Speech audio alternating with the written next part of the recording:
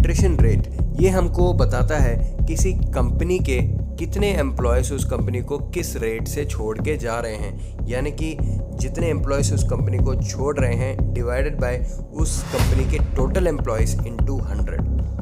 अब एक एग्जांपल के तौर पे अगर 100 लोग उस कंपनी में काम करते हैं और उसमें से 50 लोग उस कंपनी को छोड़ के जा रहे हैं तो उस कंपनी का एट्रिशन रेट हो जाता है 50%। अब आप लोग सोच रहे हैं ये तो एक हाइपोथेटिकल एग्जांपल है, क्योंकि 100 में से 50 लोग तो छोड़ के जा नहीं सकते कंपनी को, फिर उस कंपनी का क्या होगा।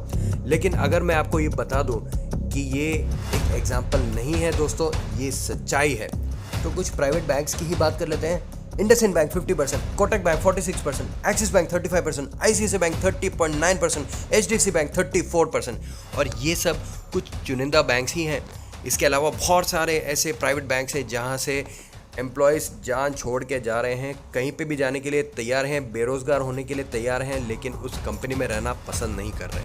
1991 के हिस्टोरिक बजट रिफॉर्म्स के बाद इंडिया में इंट्रोड्यूस होती है प्राइवेटाइजेशन, और इसी के साथ शुरुआत होती है इंडिया की ग्रोथ स्टोरी भी।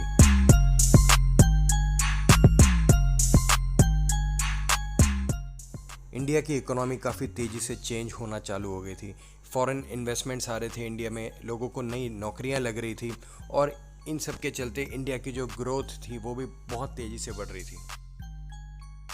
इसी ग्रोथ का फ़ायदा उठाने के लिए प्राइवेट सेक्टर बैंक्स भी एस्टैब्लिश हो जाती हैं इंडिया में, और एस्टैब्लिश होने के कुछ ही टाइम बाद से ये लोग भी काफ़ी तेज़ी से ग्रो करना चालू कर देते हैं। इनके ग्रोथ का रीज़न अगर देखें तो नंबर 1 जो रीज़न है वो इनकी जो मैनेजमेंट है वो काफ़ी फ्लेक्सिबल और फास्ट डिसीजन मेकिंग करती है, साथ में काफ़ी प्रैक्टिकल भी होती है। जहां पब्लिक सेक्टर बैंक्स में एक फाइल एक टेबल से दूसरे टेबल तक जाने के लिए हफ्ते लगा देती थी, इन प्राइवेट सेक्टर बैंक्स की जो मैनेजमेंट है वो तुरंत डिसीजंस ले लेती थी।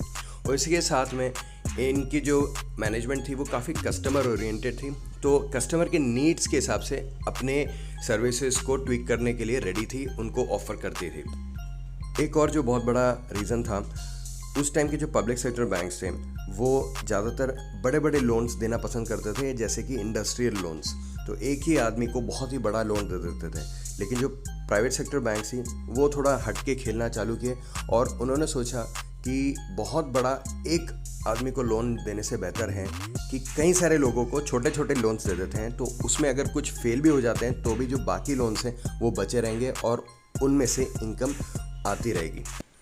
अब इन बैंक्स की ग्रोथ तो हो रही थी बहुत तेज़ी से, लेकिन इस ग्रोथ के पीछे जो मेन कारण है, यानी कि उन बैंक्स के जो एम्प्लॉयज़ हैं उनकी लाइफ पिसती चली जा रही थी। दिन भर दिन जो उनको टारगेट्स अलॉट किए जाते थे वो बढ़ते चले जा रहे थे, क्योंकि बैंक्स की एक्सपेक्टेशन भी बहुत ज़्यादा बढ़ रही थी।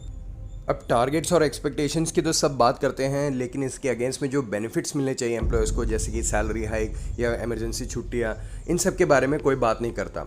बैंक्स को सिर्फ चाहिए ऐसे बंदे जो सुबह से रात तक मग्न होकर एकदम बैंक के लिए मज़े से काम करते रहें और बदले में कुछ ना मांग ले। अगर कोई कुछ मांग ले तो उसको बहुत बुरी नज़र से देखा जाता है। और यही नहीं, इन लोगों को धमकियाँ दी जाती हैं कि तुम अगर बराबर काम नहीं करोगे तो इस इंस्टीट्यूशन को छोड़ के जा सकते हो, अगर नहीं छोड़ के जाओगे तो हम तुम्हें टर्मिनेट कर देंगे। दोस्तों, इन एम्प्लॉयज़ की भी फैमिलीज़ होती हैं, इनके घर में बच्चे होते हैं, बुज़ुर्ग लोग होते हैं जिनको किसी भी वक्त इमरजेंसीज आ सकती हैं मेडिकल। तो ऐसे केस में जो एम्प्लॉय है वो मजबूर हो जाता है ये सोचने के लिए कि वो जिस इंस्टीट्यूशन को पूरी तरह से सपोर्ट कर रहा है, जब उसको कुछ ज़रूरत पड़े तो वो इंस्टीट्यूशन उसको वापस सपोर्ट क्यों नहीं करती। आप दोस्तों बताइए कमेंट सेक्शन में कि क्या आप अपने इंस्टीट्यूशन में खुश हैं, आप कहीं पे भी काम करते हो, क्या आप खुश हो अपने काम से?